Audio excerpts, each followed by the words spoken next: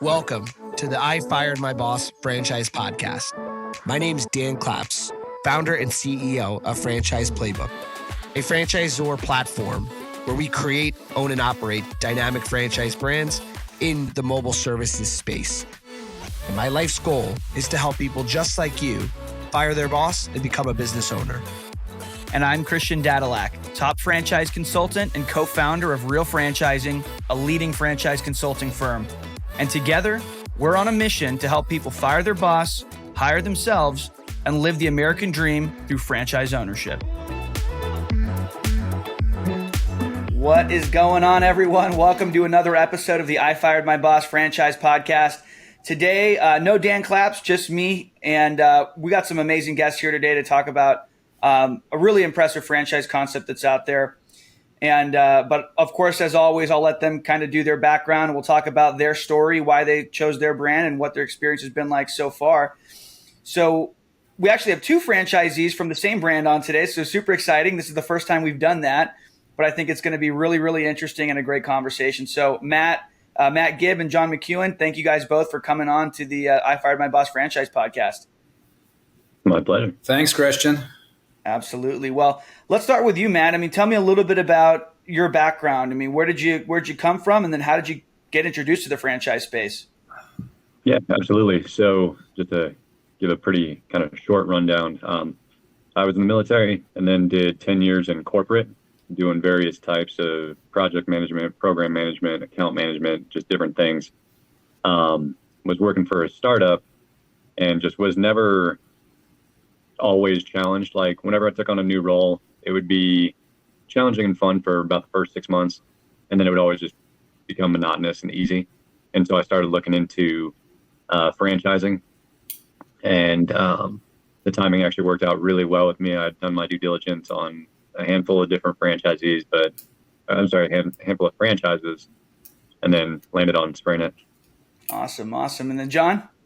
Yeah, so I'm from Florida originally, in North Carolina since 2002.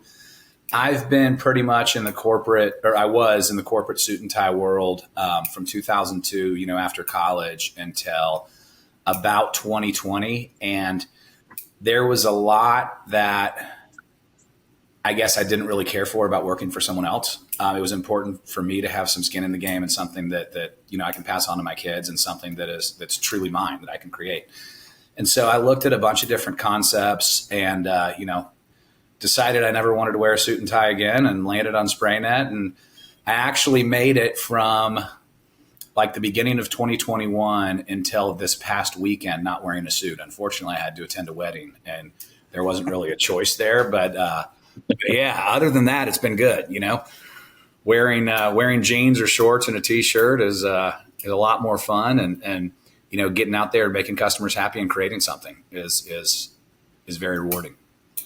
Hey, man, I'm sure it's a lot more comfortable. I'm also very against the suit and tie look.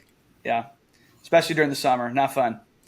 But Matt, let's dive into it a little bit more on your side. So were you just already checking out franchise opportunities? I mean, and why franchising as opposed to starting something on your own? So it's kind of funny how it all worked out. So I was at the startup, and I'd been there for coming up on a year, and it'd been getting easier and easier and wasn't keeping me busy. And so I had been talking with a buddy about trying to find something on the side. And it was just like, I've got more time on my hands than I know what to do with. So I want to do something, kind of add a revenue source. And I had gotten an email from someone that had asked, hey, have you ever thought about franchising? And I had been looking into a different business model that I thought was pretty smart. And so when this guy reached out, he didn't ask if I had been thinking about it. I had, but not fully in detail, like, oh, I want to get into this industry or anything. It was just, I knew I wanted to do something else. And so I started those conversations with him, kind of had an initial call about, what am I looking for? What's the end goal? What do I want to do? Do I want something well-established? Do I want something brand new? Technology, food, just all those questions that we went through. And so throughout that process, very communicative. I did a couple like meet and greets with different franchises while I was doing the due diligence. And then it happened that I was originally planning on doing it kind of semi-absentee. Um, and so I signed with SprayNet, and then 2 weeks later, the startup that I was at, I could kind of see the writing on the wall. Mhm. They were not making good financial decisions and did a round of layoffs. So I was like, all right, cool. Well, that worked out perfect. This will be my full-time gig now. And so, yeah, the timing just kind of worked really kind of crazy just across the board on Yeah, everything. that is insane. So, I mean, what were some of your criteria then? I mean, why SprayNet? And first of all, before we even jump into that, actually, I think for the audience, can you guys give like a brief overview of what SprayNet is and what they do? Matt, you go ahead, and then we'll go to John. Cool. Yeah. So SprayNet, to keep it very simple, is kitchen cabinet refinishing and exterior home painting. And we just added another service that we provide, which is a roof spray. So reseals and regranules your asphalt shingle roof. Okay. Anything to add to that, John? Yeah, I mean, I'd say it's similar to, I guess, if you look at Tesla in the vehicle space, there's something different and cutting edge and innovative. And I feel like SprayNet on, maybe a smaller scale is something similar in the painting space. There's a lot of technology involved. We've got custom coatings depending on the surface. Everything's, formulated specifically for that surface, whether it's stucco brick, hardy board, vinyl, or, aluminum gutters and trim and whatnot, or doors and windows or kitchen cabinets or garage doors or whatever, or roofs now. And essentially, a patented formula chemistry wise with a patented process of application and prep work lead to a painting solution that looks brand new on your home and then also is going to last forever. So we offer a 15-year warranty against any kind of chipping or peeling or anything like that. So it's a solution that can transform someone's home and is going to last. And really, when you're looking at our competition, it's not necessarily other painters, it's replacement. So like with vinyl or hardy board or something, the real value proposition is that we're giving the same level of longevity that they would receive were they to resurface that home. Yeah, it gives a totally different feel, almost as if you replaced everything. The look and feel of it is different, but for without all the crazy remodeling costs, right? Right, for sure. And weren't you guys on a Netflix show recently too? We were, yeah. Mike Holmes did a Netflix show down in Atlanta, and it was like a crazy one-day complete transformation of this like huge home. And SprayNet did the brick on the exterior, and so it was pretty cool seeing our logo on there and seeing the guys at work. Yeah, that's super cool, man. So Matt, let's get back a little bit to now that we've explained to everyone what SprayNet is and what you guys do. Let's dive in a little bit to the criteria that you were looking at. I mean, I'm sure you checked out maybe a couple of different franchise options, and like you mentioned, but what was it about SprayNet that really checked all of your boxes? Yeah. Like, what were you looking for in a franchise? Yeah, so essentially, like the very first conversation I had with the person who was asking about franchising, he's like, "What do you want to do?" And I was like, "No food." And he's like, "I know, like 90% of the people say no food." He's like, "So what do you want?" And I told him I didn't want something brand new, like I'm location one type thing. But it also didn't need to be McDonald's or like something that's been around for 50, 60 years. And so something kind of in the middle, something that is different, not just another like lawn service or something like that. Something that does differentiate in its own market. And then also one of the criteria was the ability to be profitable. Because going from corporate to this, I wanted something that I could, as John kind of alluded to earlier, something that I can pass on to my kids, like that I will do well for myself. And so with those criteria, he came back and gave me a handful of different options. And so I started the due diligence process by myself, reaching out to the point of contact that he provided. And for me, based on the few that I had talked to, when I got to SprayNet, it was black and white. Everything had a process. It was, hey, here's the steps we're going to follow. We're going to do kind of a meet and greet first before we even get to talking to people from SprayNet. And then we're going to do kind of a, why are you doing this? Are you a good fit? And then we'll move into the flow. Whereas some of the other processes were not as streamlined. It was just kind of a phone call of, hey, here's what we do. Here's how many revenue streams we have. I'll send you over the FDD and then let me know when you're ready to sign. It's like, what? Sorry, what? So it was just the whole process behind it and the start to finish. Really just impressed me with SprayNet compared to Yeah. I think some of the it's others I just was looking at. from the franchise development process, seeing how that process is laid out, that gives you an insider look and a small preview into what their systems are like. If they have a buttoned up franchise development process, then odds are on the back end for the actual business, they have, not always, but it does provide some level of insight. So that's important. So Mhm. that makes sense, man. What about you, John? I mean, what were some of your criteria and the boxes you were looking to get checked off, and how did SprayNet do that? Yeah, for sure. Good question. So I wanted something that was different. I was looking at several different concepts, and there were two that stuck out. One was SprayNet, and one was a different company in the home services industry that, it was something where the process was a little bit different, but it was the same thing that several different places were doing. And as I was going through the meet and greets and the discovery days, I had a similar experience to Matt, where they're like, "Hey, here's all the documents. Look it over. Let me know when you're ready to go." And it's like, well, you're going to show me a piece of paper and then expect me to fork over 150 grand. That's not really the way that I see this working for me. And so I guess I did a bunch of research on the other concepts, and each of the other concepts that I looked at, there were, when you Googled whatever service it was, there were like, 50 or 60 that came up very, very close to where I live. And SprayNet was different because of the value proposition of the warranty, and also an alternative to replacement as opposed to just a painting company. Because if you look at painters, obviously, especially painting franchises, there's probably 17 within a 20-mile radius of just about anybody in a major metropolitan area. But there's not a single one that offers like a 15-year warranty or some of the value that we do, especially with certain siding options. Like our brick stain's completely breathable, so it's never going to peel, and it's going to maintain the integrity of your home and let moisture get out. Our stucco coating will actually fill in cracks and stretch over time to keep new ones from forming. So some of the science and innovation behind what we offered was something that I thought that I could do a good job selling and passing on to a customer and translating and helping them understand why we're better. And I think anytime that you have a situation where you've got a better product than the competition, it's going to end up being a win. And that's what I felt we had with SprayNet versus some of the other concepts that were like, well, now there's going to be 22 within 20 miles, instead of with SprayNet, it's like I could not find anything like it when I was out there looking. So that was kind of the differentiator for me. And then also, the people have been really cool so far about a lot of things.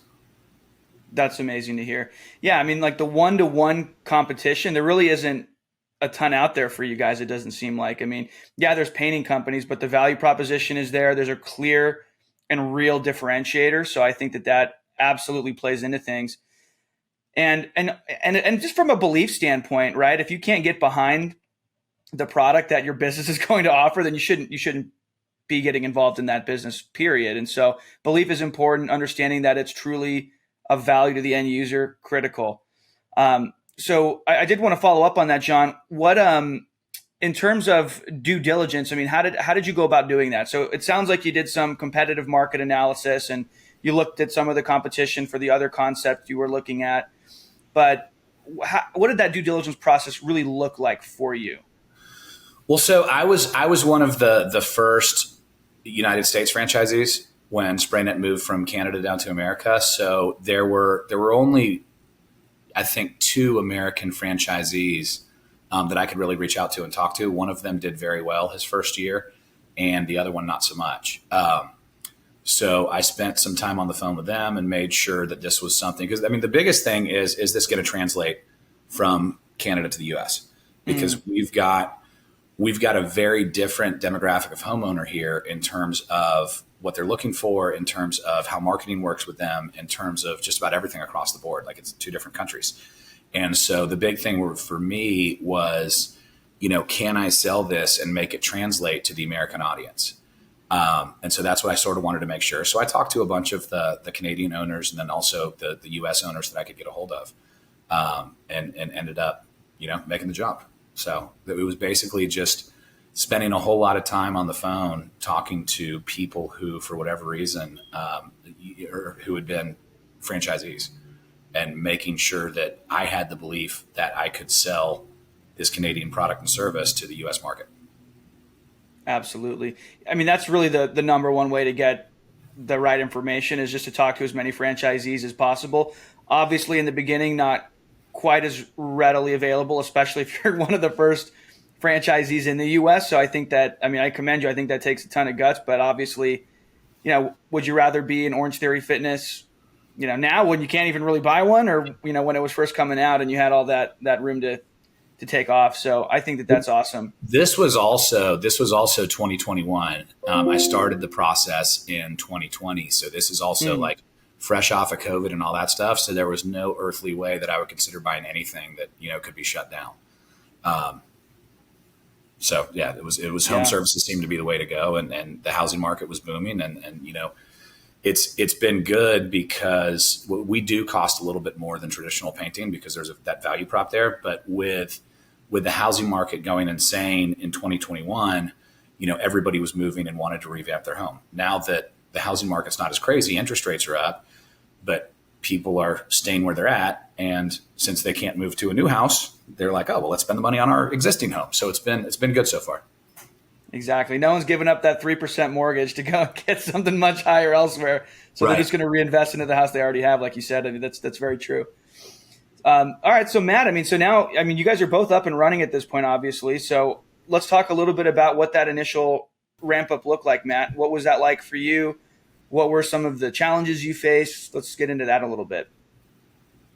Yeah, absolutely. So I'm definitely newer than John to it.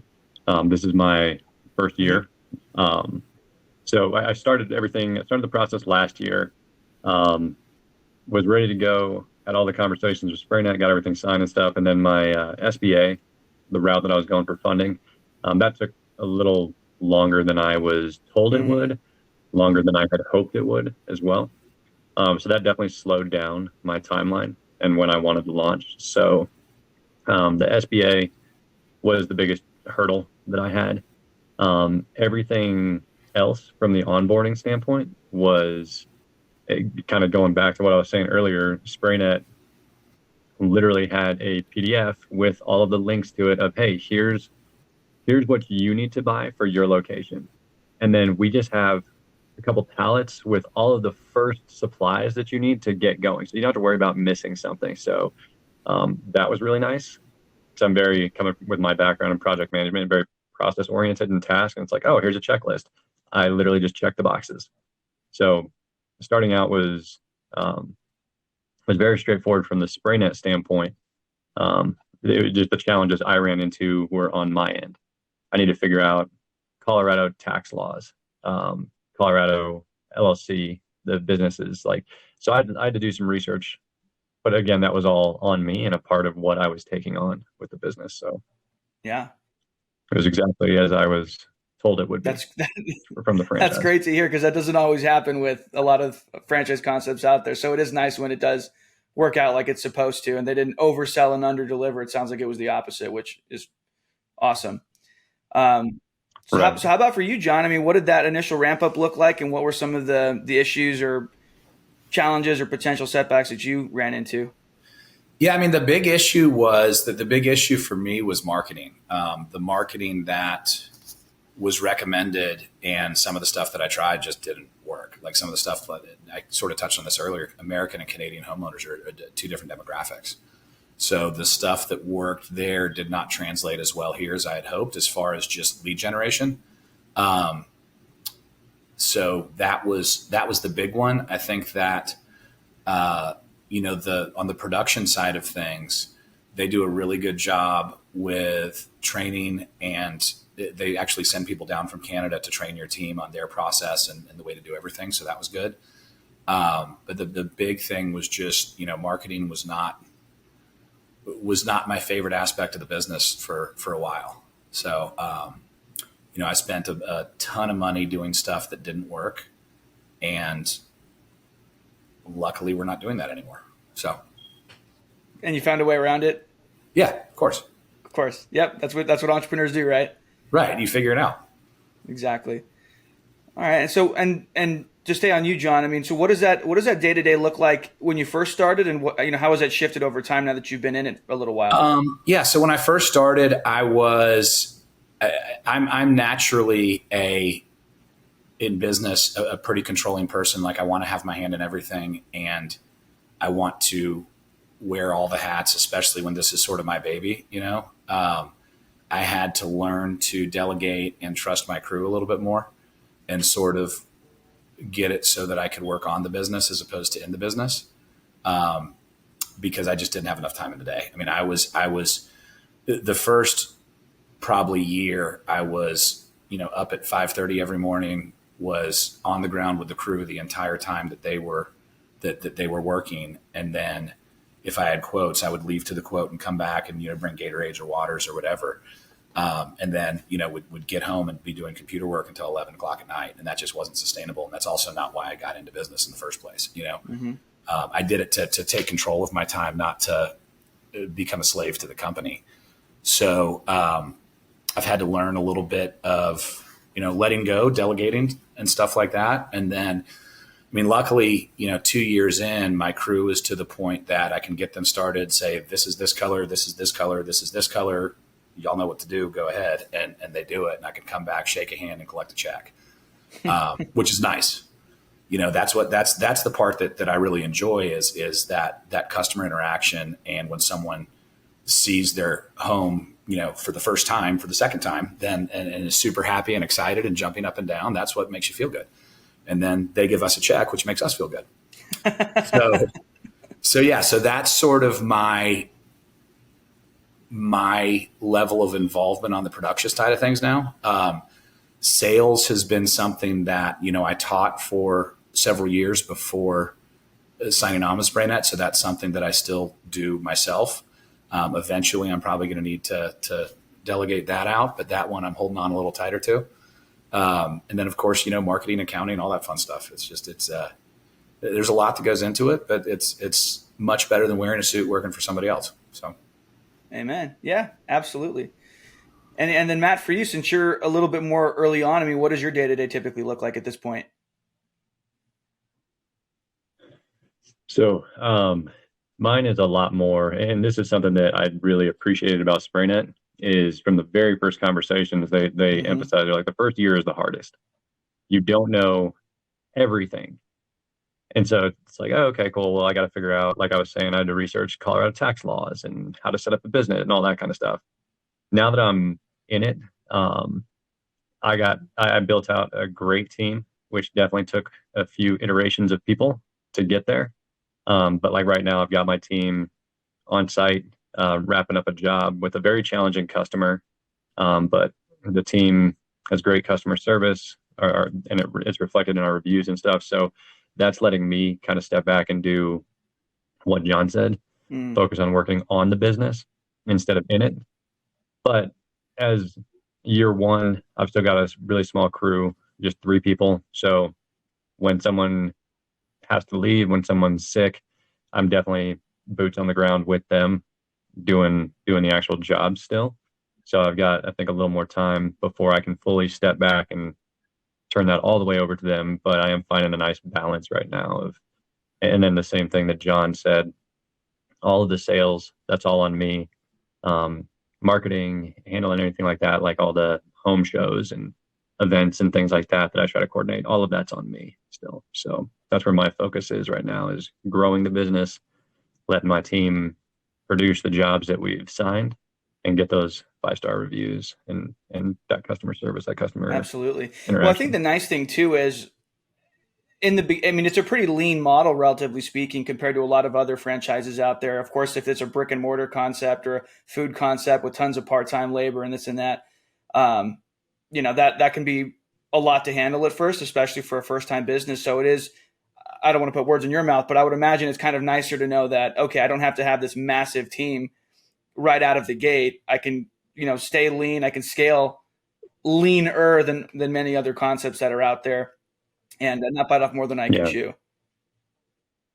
And that's something that SprayNet has been, again, just as transparent about, which is nice. Here's your startup cost, and it's a truck and a trailer, essentially, to get started, which is substantially less than a brick and mortar that you just said. And then I've got a crew of 3, and I know from what my understanding is, generally about 3 to 5 people on your first crew is what I have. And so not trying to fill an entire restaurant full of employees working shifts and things like that. It's on a crew that works well together, and then we'll continue to grow the business together. Absolutely. And speaking of crews, John, how has hiring been? I know that the labor component for a lot of people can be somewhat nerve-wracking. That's a big concern for people, and labor can be a big challenge. So how has that been for you? How have you found your people? What level of support has SprayNet provided on that front? Well, that's something that I had a lot of experience with from my previous job. I was in charge of coaching, training, hiring, firing, operations, sort of everything. Basically, this is why I decided to get into a franchise, because I essentially ran a business without any skin in the game, without any kind of the ownership. So I wanted to, if I was going to do that, I might as well get the profit too. So recruiting was always something I was really good at. I've always believed that you recruit based on values, attitude, and character, and then you teach skills. Mm-hmm. So that's kind of what I've done. I luckily learned a lot about Indeed and ZipRecruiter in my former career. So every time I've needed people, I'll spend a couple bucks, blast out an Indeed ad, get 60 responses within a day, call the ones that I like, sit down with 10 of them and hire 1 or 2. So that's sort of, I have not had the challenge that a lot of people have just because of previous skill sets. And I've been very fortunate for that, because I know that hiring has not been the easiest thing across the board. And it's tough in today's market. You can put a ton of time and energy and resources into someone, and then have them just bounce to another job if you don't have a good culture. So building that culture is important too, obviously. And how do you structure your process then? Is it do you do like a 3-step interview process? Is it just a couple? How do you do that? No, we're not hiring executives. We're hiring someone who can put tape along the outside of a window and then pick up trash. So it's sort of, you hire someone who can do that with the hopes that they'll be able to pay attention to your crew leader and your painters and things like that, and eventually move up and learn new skills. But that's sort of where everybody starts. So, you look for things like a positive attitude, a smile, not complaining, show up to work on time, can take direction, can take criticism without shutting down. Just basic skills of being a decent person, I guess. And then just because, we're, like I said, we're not looking for C-level executives or, a marketing manager or a top-level salesperson or a doctor or a nurse or something. We're looking for people who can tape a straight line and then pick up trash. Fair enough. Matt, same question to you. Yeah. I want to add one thing on what John said. The thing that I really liked about the model, that one of the things that always irked me about corporate was you work, you do your job, you do it well for a year, and then it comes time for your annual review, and your boss loves you and it's great. And then their boss is like, oh, here's what I'm doing with the budget. Doesn't matter what you say. I'm not giving them the bonus that you want. And so it's like, oh, hey, we have a new position. We're hiring from someone external to come teach you guys how to do your job you've been doing for years. Like, that always was one thing that I didn't love about corporate.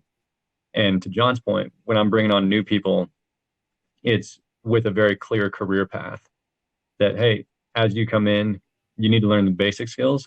But as we continue to grow as a company, I don't want to hire someone who doesn't know who SprayNet is. I want to promote from within, and it's very beneficial to the company to do that. It keeps the career path for the employees. It makes them want to learn more, knowing that there is growth for them. And then it's also, they can see as the business grows kind of where that is. And that's been something that is driving my employees. They're very hungry to learn and very excited for the business to grow, and they want me off site. so I can grow the business so they can step into that team lead role as they continue to learn. I love it. I think that's smart to do. I wanted to talk a little bit about SprayNet as a company, obviously the culture, but I mean, something that I think of as being a pretty big benefit in franchising is the fact that you have a network of other franchisees that you can build relationships with, learn from, give tips and advice to, mentor, be a mentee. So how have you guys felt about that with SprayNet? Do you think it's been really advantageous to have a great network of other franchisees, or do you think that's kind of overblown and oversold when people are talking about the benefits of franchising? No, I mean, I think it's good. You know, there's some that I talk to several times a week. There's a couple that have actually become friends. You know, it's definitely something that it's good having other people to bounce ideas off of. And you know, it's I guess when problems arise, it's always good to have a couple set of eyes on them because they might think of something I don't and vice versa. And it's good to be able to have that relationship and that culture where you can bounce ideas off each other and kind of tackle problems and come up with solutions together. Yeah, I mean, I don't know Matt's take on it, but I'm sure I would guess he feels the same, even though I'm not a psychic. So, yeah.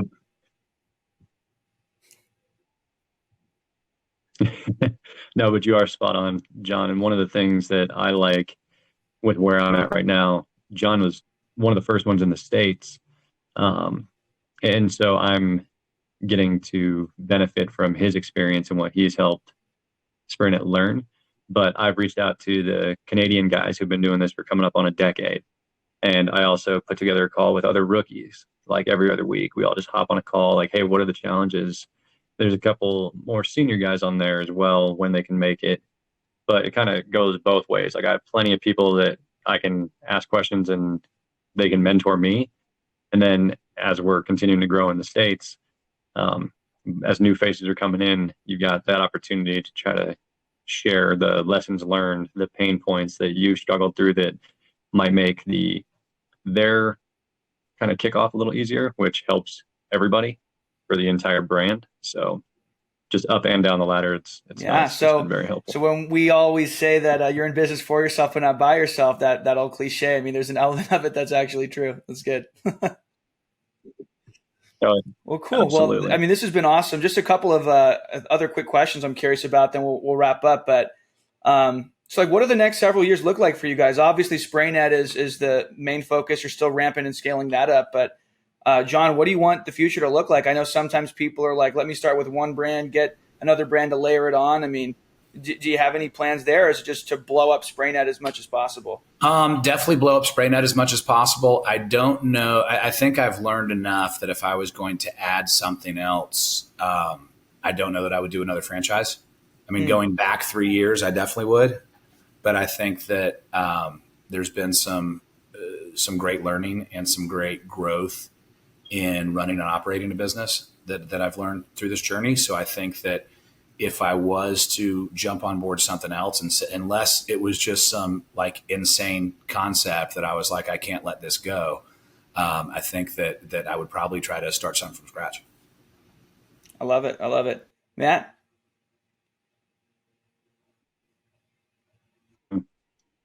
At the very early stages of building my empire is what my goal is. So I definitely have some very ambitious goals that I've made SprayNet aware of and my team, and having the additional service to now add with the roof spray, especially here in Colorado. I definitely will be just solely focused on exploding SprayNet in Colorado. Makes sense. Fair answer.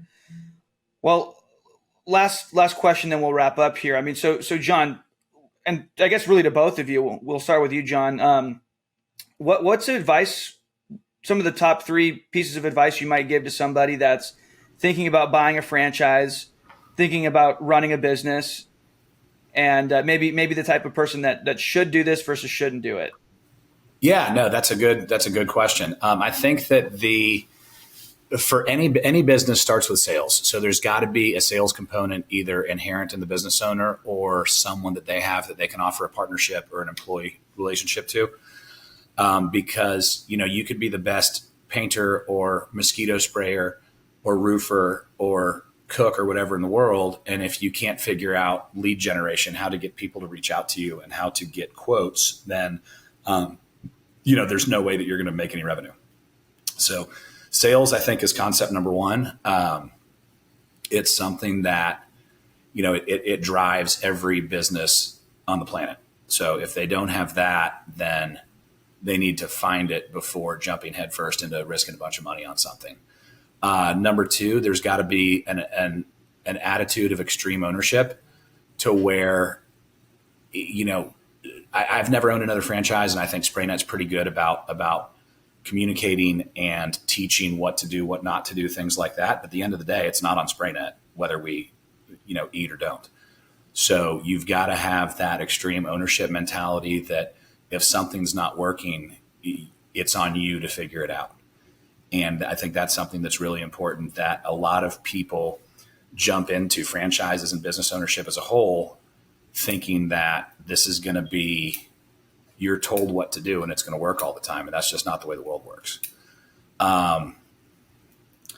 Number three, grit. I mean, you've got to be self-driven and self-motivated. Like it's not like a job where you wake up and you've got to clock in at 8 o'clock and at 5 you're off. You're normally up way earlier and up way later on some days than a typical employee. And you've got to have that grit and that self-determination and that self-motivation, because no one's going to tell you what to do. And if you don't do something, then nothing happens. So those would be my three. I don't know if that's in order of importance, but those are definitely, three big ones that without those things, I don't think any franchise or business owner is going to be successful. I just think that the ownership mentality is far more important, because a lot of people start franchises. And I mean, I've met people who have failed at franchises, and I think a lot of them sign up, whether SprayNet or whatever else, or starting their own thing because they think, oh, this is going to be easy, but particularly with franchises because it's like there's a playbook to follow. And, just because there's a playbook, it doesn't mean that things always go according to plan. So you got to be able to kind of figure it out on your own. For sure. Yeah, look, you got to run the play. I mean, at the end of the day, they'll give you a great playbook. Not every franchise is created equal. Some have superior support and superior playbooks, but at the end of the day, you're the X factor. You're the one that has to run the play. And I love what you said about the sales component. I don't think people need to be, Mr. Cold call salesman type person, but you need to have a certain level of people skills where you're comfortable going out there and promoting your business, telling people about what you do, because nothing happens until a sale takes place, and no sale takes place until a lead is generated. And so if you can't be the one that's driving the business forward and doing that, then you're probably going to have a difficult time. And I love Extreme Ownership, amazing book by Jocko Willink, for those that haven't read that incredible book. And I think that mindset is just, if you don't have that mindset of this is up to me, if it's going to be, it's up to me. If you don't have that mentality, I think that you shouldn't be involved in business or franchising. So I love what you said there. Matt, same question to you. I mean, what would be some top pieces of advice that you would offer to people thinking about buying a business, and who are the people that should just not do this thing? So people who should not do it is if you don't know how to handle stress very well, or if stress shuts you down, probably not something you should consider, because there are so many different ways to get stressed. I mean, with us, if we, like, some of our shipments come from Canada and we have no control over shipping companies. If it gets stuck at the border, you got to have that conversation with the client. Hey, your paint's not here. And again, as you grow, those things go away. But when you start, there are a lot of different things that can cause stress for you, that if you're not adept at handling that, or if you don't like being in a stressful situation, you should not get into franchising, in my opinion. The other thing I would caution people against is if when you're looking into franchises and stuff like that, and everybody will give you just kind of an idea of like, oh, it's $50,000 to get started. If you have exactly $50,000, you're probably gonna be a little uncomfortable. You should not do that. Make sure you're able to kind of handle some unforeseen circumstances as they come up for your first year, or I don't know, John, you can let me know, first year or two of business. But But then the other thing I would say, the kind of biggest thing is it's your, I think a lot of it will be determined by your attitude. So if you start having a negative thing and you start thinking negative, you're going to spiral. And you'll find other franchisees who will feed into that with you. Like, oh, they're not doing this for us. But on the other side, if you do see that you bought into a good system and that they are there to help you because they make money when you make money, and you keep that in mind, it makes it makes your business a lot more successful. Amen.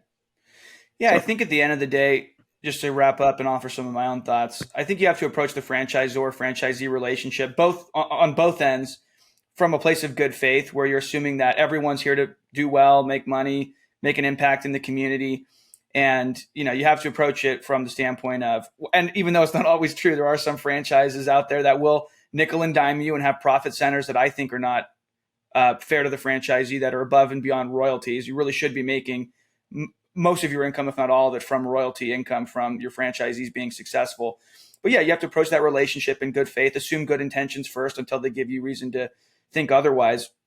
But yeah, I think that makes a ton of sense. And people, if you don't have that attitude of grit, I mean, again, you're buying a system, but you got to be the one to execute and run that place. So I think that's wise advice. And in terms of undercapitalization as well, if you're just like right there, you probably shouldn't do it, because one of the biggest reasons businesses fail is you're undercapitalized in terms of financials, or you're undercapitalized in terms of the skills that you should have to be successful at the business. And so if you have either one of those, and especially not the money to get through the ramp up period, I think that there's definitely some challenges that'll come up there. So love what you guys have said. I really appreciate you both so much for taking the time to come on here and share about your experience as franchisees. I mean, that really is the whole purpose of this podcast, is to help people understand, like, what's it really like, so they don't get talked into buying something that maybe they shouldn't buy.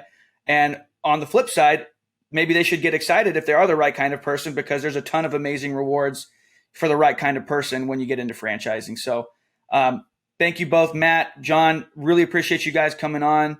And everyone that's listening, if you would like our help buying a franchise, obviously reach out to us at the I Fired My Boss, info at ifiredmybosspodcast.com, and we'll go ahead and see you on the next episode. You're f***ing fired. If you want to say those words to your boss, make sure you head on over to ifiredmybosspodcast.com and fill out the form to schedule a no-cost consultation. And if you enjoyed this episode, make sure to subscribe, leave a review, and share with a friend who might also want to fire their boss.